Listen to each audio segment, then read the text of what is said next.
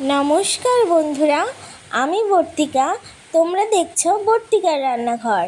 আজ বানাবো পটল চিংড়ি। তাহলে তোমরা দেখতে থাকো। উপকরণে রয়েছে চিংড়ি মাছ, একটা বড় সাইজের পেঁয়াজ কুচি, আদা কুচি, একটা ছোট সাইজের টমেটো কুচি, 6-7টা কাঁচা পাকা লঙ্কা, রসুন, চিনি, হলুদ, লবণ, সাদা তেল, আলু, পটল টুকরো করে কাটা, গরম মশলা গুঁড়ো, গোটা জিরে, ধনে গুঁড়ো, কাশ্মীরি লঙ্কার গুঁড়ো আর জিরে বাটা। মিক্সিতে পেঁয়াজ, আদা, রসুন, টমেটো পেস্ট করে নিয়ে কড়াইতে সাদা তেল দিয়ে দিলাম। তেল গরম হয়ে আসলে চিংড়ি মাছগুলো ভেজে তুলে নেব।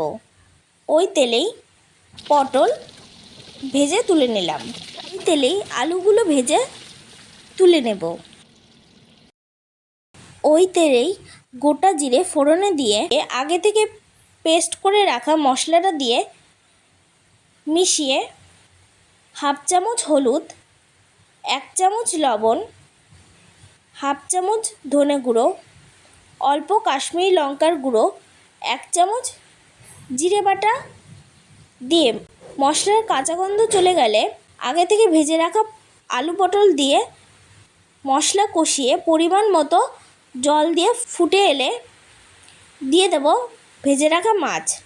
ঢাকা দিয়ে রাখবো 10-15 মিনিটের জন্য। ঢাকা তুলে 1/2 চামচ চিনি আর 1 চামচ গরম মশলা দিয়ে নামিয়ে নিলেই রেডি সুস্বাদু পটল চিংড়ি। কেমন লাগলো বন্ধুরা আমার এই রেসিপিটি অবশ্যই জানাবে। আর ভালো লাগলে আমার চ্যানেলটিকে লাইক, কমেন্ট, শেয়ার এবং সাবস্ক্রাইব করে দিও। আর অবশ্যই বাড়িতে একবার ট্রাই করে দেখো। আজকের মতো টাটা।